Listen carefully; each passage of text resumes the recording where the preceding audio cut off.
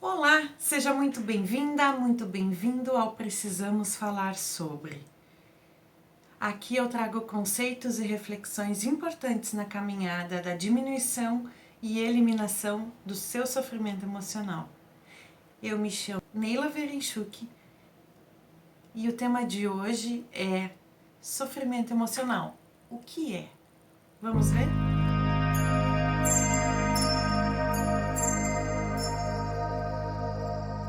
Eu perguntei para algumas pessoas sobre sofrimento emocional.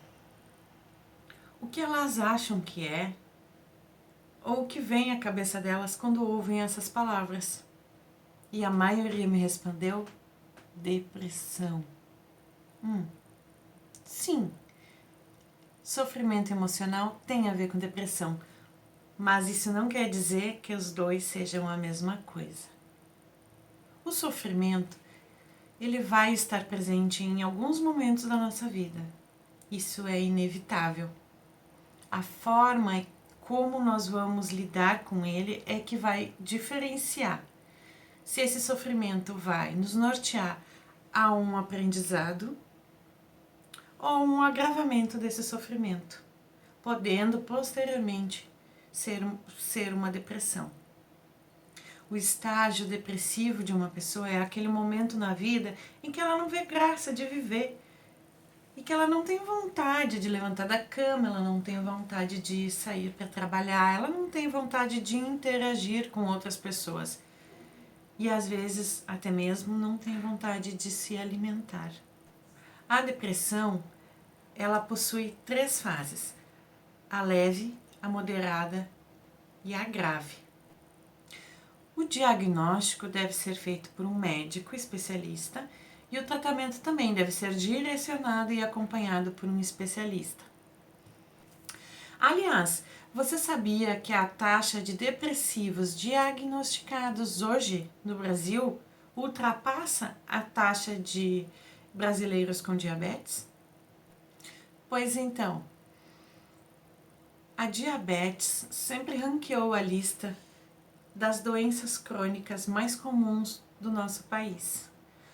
Atualmente, estima-se que 9,3% da população tem a doença. Porém, 11,3%, eu falei 11,3% da população é diagnosticada com depressão. Essa informação é dada pela pesquisa Vigitel 2021. A Vigitel ela é uma pesquisa realizada pelo Ministério da Saúde a fim de mapear a situação de saúde da população, para que a partir de então, com essas informações, organizar projetos, estratégias para amenizar a gravidade e também essas taxas de doenças crônicas não transmissíveis. Essa pesquisa a qual comentei, ela foi realizada com 27 mil brasileiros de todos os estados, através de telefone, no ano de 2021. E trouxe ainda as informações de que a maior parte desses brasileiros com depressão são mulheres, 14,7%, e os homens, 7,3%. Além disso, estima-se que existam casos não notificados, ou seja, aquela pessoa que ainda não aceita que está depressiva, ou não faz ideia de que está depressiva, ou se sente deprimido, mas ainda não procurou médico. Então, estima-se que essa taxa de população de 11,3% de deprimidos seja ainda maior. Preocupante, né? Os motivos desse alto índice, apontados por alguns especialistas, são os diversos fatores agravados durante a pandemia, como a preocupação financeira e profissional, o isolamento social obrigatório, o sedentarismo e a fuga de tudo isso através de compulsões, ou compulsão por bebida, ou por comida, né? E até dependentes químicos. É aqui que entra o sofrimento emocional. Ele normalmente é identificado como um dos sintomas da depressão, entre tantos outros. Mas cá entre nós, podemos citá-lo também como um dos seus motivos, não é mesmo? Sabe, aquela sensação ruim, aquela emoção angustiante, aquela coisa pesada e presente nas nossas vidas e que sempre surge de vez em quando e sempre a gente tem a mesma reação? Colocar embaixo do tapete? Pois então, é justamente essa reação uma das causadoras do sofrimento emocional. Por isso, a importância de conversarmos sobre os sentimentos, sobre as emoções, sobre como nos sentimos frente a elas, compartilhar com um amigo, com uma amiga ou até mesmo comigo. A forma como reagimos frente a um momento de sofrimento e como pensamos durante aquela situação também será causadora de dores e mais sofrimento emocional. Por isso, o sofrimento emocional normalmente ele é tratado por psicoterapeutas que auxiliam a pessoa em sofrimento a enxergar aquela situação desencadeadora de uma outra forma, a mudar sua forma de pensamento frente àquelas emoções que está sentindo. E, quando necessário, se achar necessário, o psicoterapeuta encaminha então para um médico especialista a fim de utilizar tratamentos, medicamentos mais agressivos. Os efeitos do sofrimento emocional, eles normalmente variam, né, de pessoa para pessoa.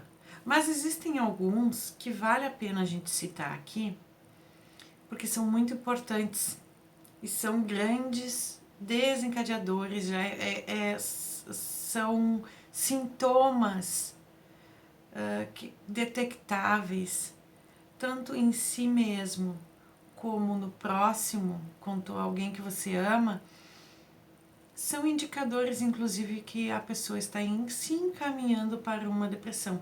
Elas fazem parte também dos sintomas da depressão, mas originalmente elas nascem no sofrimento emocional. Vamos ver quais são? Mudanças de comportamento. A pessoa que sofre, ela vai gradualmente mudando a sua forma de agir. Então, aquela pessoa positiva, alegre, sempre com amigos em torno, aos poucos ela vai ficando mais reservada, ela vai ficando mais em casa, ela não interage mais da mesma forma. O que nos leva para um próximo efeito, que é o isolamento. Quando a pessoa tem uma tristeza imensa dentro de si, ela passa a se isolar. Então aquele ou aquela que tinha sempre vontade de sair e que cumpria as suas responsabilidades, então agora ela passa num grau mais grave, ela passa inclusive a faltar serviço, ela começa a faltar a escola, ela não vê mais a necessidade de estudar, de aprender algo novo, ou até mesmo de bater um papo, de conversar, de interagir com outras pessoas. E aqui, para contextualizar, eu tenho uma história para contar para vocês. Eu sempre fui uma pessoa com muitos amigos, então, e muitos planos. Então eu sempre estava fazendo um curso ou outro, então eu tinha a roda de amigos do tempo da escola, a roda de amigos da faculdade, depois tive da pós, de alguns cursos que eu fiz, e sempre com a vida em movimento, a vida a milhão, sempre um monte de coisas para fazer. né? E de repente isso foi abrandando sem que eu me desse conta, até que chegou um momento que cessou.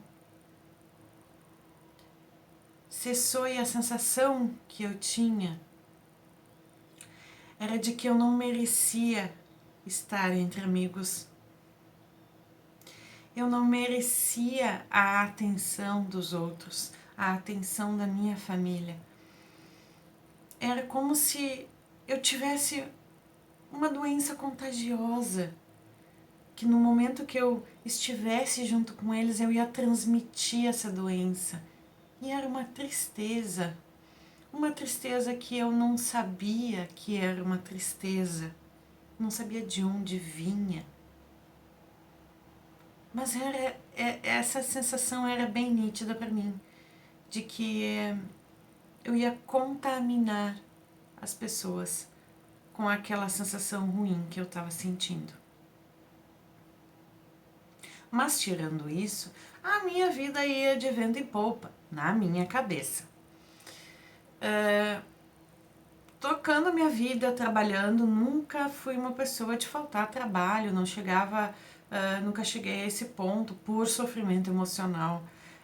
Bem pelo contrário, às vezes eu tinha dores físicas e sempre fui trabalhar, mesmo assim, nunca faltei. Quando eu me comprometia com algum curso, algum estudo, algum aprendizado novo, eu sempre me comprometia mesmo.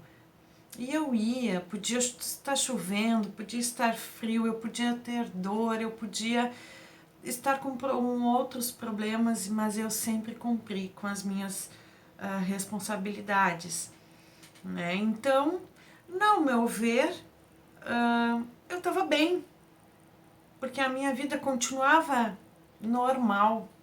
Eu não enxergava que eu estava me isolando. Eu não aceitava essa ideia. Tanto é que eu fui me dar conta muito tempo depois. E o primeiro sinal que eu tive foi um dia uma amiga minha, a gente se dá há muitos anos, a gente se conhece desde pré-adolescência. Então, ela me ligava, ela me chamava e eu sempre desconversei, né? Durante esse período ali que eu estava me isolando sem saber que eu estava me isolando, eu desconversava, vamos sair, vamos beber com os amigos. E eu desconversava. Vamos fazer um almocinho então, alguma coisa mais leve, vamos num parque, dar uma caminhada. E eu desconversava. Até que um dia ela resolveu bater na minha porta. Quando eu atendi, ela: "Oi, eu vim fazer um almocinho para nós. Posso entrar?" Eu disse: "Ok." Isso era de manhã, né? Próximo do horário do almoço. Ela entrou, então ela fez o almoço, a gente conversou. E no meio da conversa, ela se abriu para mim. Ela falou que estava me sentindo muito ausente, que eu estava muito diferente. E começou a me perguntar se havia acontecido alguma coisa naqueles últimos dias, se ela havia me magoado de alguma maneira. E eu: "Não, tá tudo bem, a minha vida tá tudo bem, tá tudo indo, tá tudo caminhando. Acontece que a minha rotina continua, eu tô trabalhando, tô estudando e como sempre foi, né?" E ela disse mais: "O tom da tua voz tá diferente. O tom da tua voz parece que tá mais fraco, mais triste.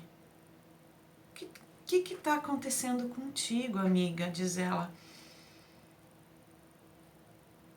E eu, argumentando da minha maneira, argumentava da forma como eu podia, como eu conseguia. E ela disse assim: "E tem mais." Ela disse que não conseguia desenvolver uma conversa, que eu não argumentava e não falava a verdade para ela, que eu tava como se eu estivesse tentando enrolar ela, esconder algo, mas ao mesmo tempo, as poucas coisas que eu falava, eu tocava numa situação minha dolorosa do passado. Então, eu não havia me dado conta disso.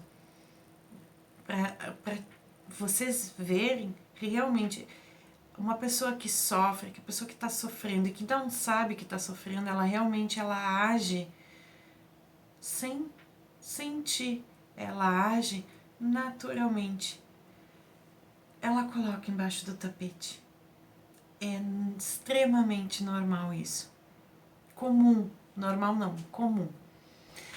Faziam alguns meses que eu havia me separado, então, de um namorado que eu tive.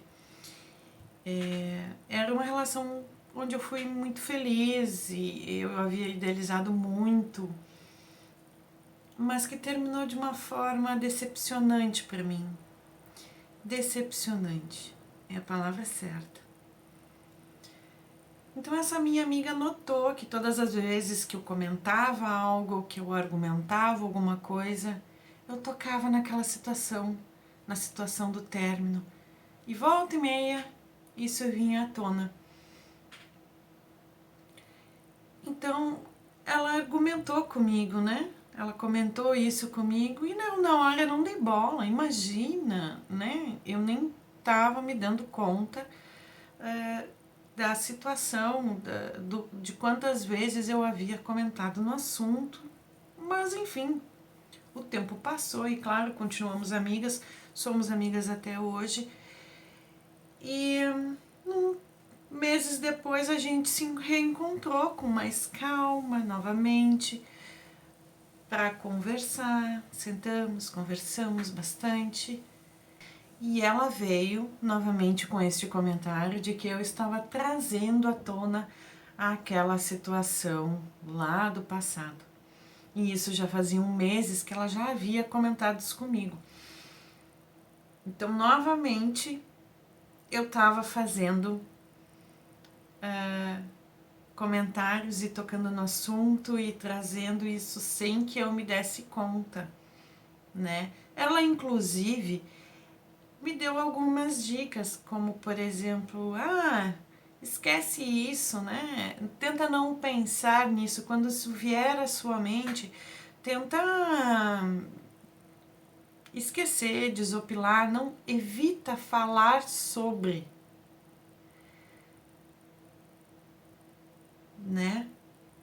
Então, depois de alguns dias, naquele momento eu acatei as dicas de tentar não pensar e tentar não tocar no assunto, mas passaram-se alguns dias e eu comecei a me indagar, sim, porque eu havia aprendido algumas técnicas de autoconhecimento neste meio tempo, entre o último encontro, entre o encontro anterior, aliás, e esse último encontro, eu comecei a aprender algumas técnicas de autoconhecimento. Então eu comecei a aplicá-las, né? Me indagando. Será que eu sofro ainda? Será que eu fiz isso mesmo? Será que eu comentei tantas vezes a mesma coisa no mesmo assunto que ela precisou me dar um toque, que ela precisou chamar minha atenção? O que eu sinto em relação com isso? Por que eu tenho essa necessidade de trazer essa situação para o presente? Então eu fui começando a trabalhar, né, isso em mim.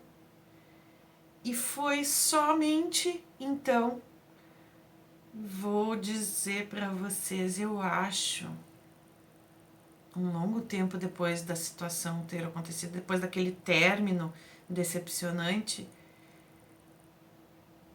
eu acho que uns 2 anos depois, eu ainda sofria, mas não sabia que eu sofria. Eu tinha aquela tristeza sem saber que era uma tristeza e sem saber de onde ela vinha, era uma sensação que eu não sabia explicar e que a única coisa que eu conseguia pensar, que eu conseguia juntar, era aquela sensação que eu já comentei, era a sensação que eu tinha de que eu ia contaminar as pessoas com essa sensação ruim que eu tinha dentro de mim e que eu não sabia por que existia e desde quando ela existia, e não sabia. Aí eu me dei conta que eu estava sofrendo emocionalmente. E eu me tratei com técnicas de autoconhecimento que eu vou ensinar para vocês aqui no canal, num próximo vídeo. Vamos ao próximo sintoma, então, o próximo efeito: agitação e alteração de humor. A pessoa que sofre, ela costuma pensar que na sua vida só existem problemas, né? Isso torna a pessoa mais inquieta, mais ansiosa por resolver os problemas, né? E chega um momento que essa ansiedade e essa angústia, ela transborda. A pessoa que tem um sofrimento emocional latente, ela vai, de uma hora para outra, começar a sentir raiva, mesmo sem saber que é raiva, sem conseguir definir como raiva, e vai transbordar essa raiva e vai descarregá-la de qualquer maneira. Então, isso a gente chama de oscilação de humor. A pessoa tá bem, dali um pouco, qualquer motivo é motivo para ela, dentro dela, imaginar e pensar e acreditar também que transbordou, que já chega. E também, normalmente, os sentimentos presentes neste sintoma, neste efeito do sofrimento, são a raiva, a inveja, a angústia, a autocrítica. A autocrítica, ela pode ser tanto negativa como exacerbada, uma autoexigência, né? E quando esses sentimentos, essa angústia latente, que o acúmulo de sentimentos negativos vai trazendo no dia a dia da pessoa em sofrimento, essa angústia parece inabalável, parece que não tem fim. Aí é que mora o perigo, porque essa pessoa em sofrimento pode acabar buscando a fuga em dependência química, no abuso do álcool, na compulsão por alimentar, na compulsão por compras e por aí vai, né? A gente poderia listar aqui diversos malefícios assim acarretados pela angústia latente de uma pessoa, né? Mudanças nos cuidados pessoais. Se antes a pessoa normalmente ela mantinha os seus cuidados básicos de saúde, e aqui eu quero dizer escovar os dentes, tomar banho todos os dias, né, procurar um médico quando necessário. Então, de repente, ela passa a se desleixar, ela passa a sentir dores e não procurar um médico, precisar fazer alguns exames, simplesmente não ir. Escovar os dentes e banho, então, muitas vezes, e passa batido. A alimentação também, ela pode deixar de comer, não sentir fome, né? Mas ao contrário, se é uma pessoa que antes ela já era meio desleixada, assim, ela passa a ter cuidados excessivos, quase compulsivos, Então, qualquer dor, ela acha que é um câncer e que ela tem que ir no médico, ela precisa fazer vários exames, né? Ela toma banho várias vezes ao dia porque as bactérias podem transferir problemas de saúde, ela lava as mãos compulsivamente. Há adoecimentos frequentes. Não tem aquele ditado que diz... Como é que é? Quando a cabeça adoece, o corpo padece? Então, acredite, é assim mesmo que acontece. Já é comprovado que o estresse, ele causa a baixa da imunidade no nosso organismo, ficando ele então suscetível a diversas doenças, mas também a angústia, os medos e as preocupações podem causar dores físicas. Uma dor de cabeça, por exemplo, pode causar uma dor muscular,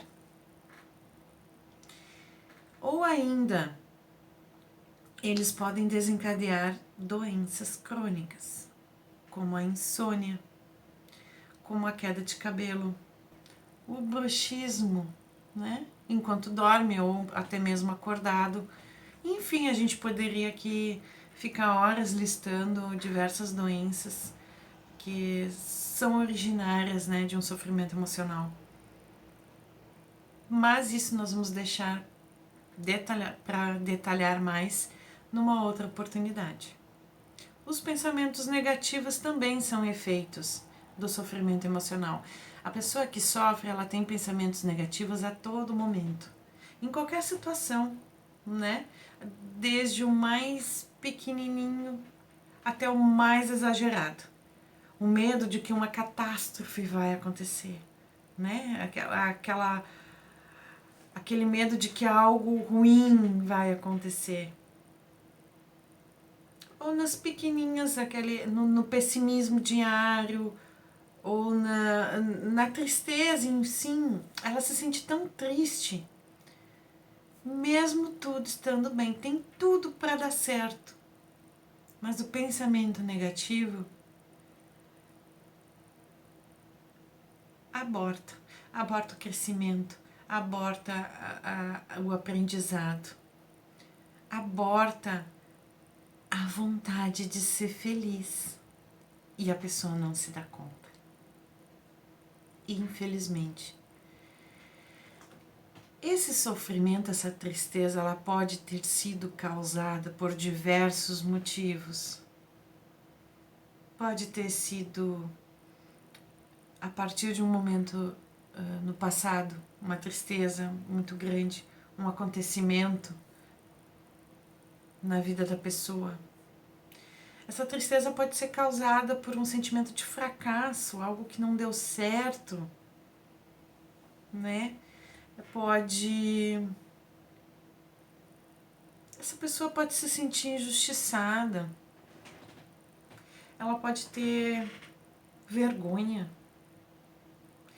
do que é, vergonha do que pensa, vergonha de algo que ela tenha feito, e isso consome ela por dentro.